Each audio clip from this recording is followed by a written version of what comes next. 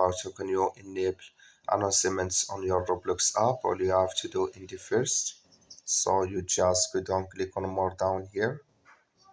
So when you click here on more, it's going to take you to next step here. It's going to show for you like this. Then you just here scrolling down until you will find settings. Click on settings. So when you click here on settings, so then it's going to take you to this list. It's going to show for you like this.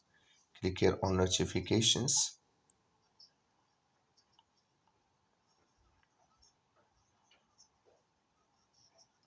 So then it's going to show for you like this. Click here on community notifications here. When you just click on it, it's going to show for you like this here. Sorry, you will find here announcements. Click in this sign. So that like you see this color show for us, that's mean here announcements enabled with us now.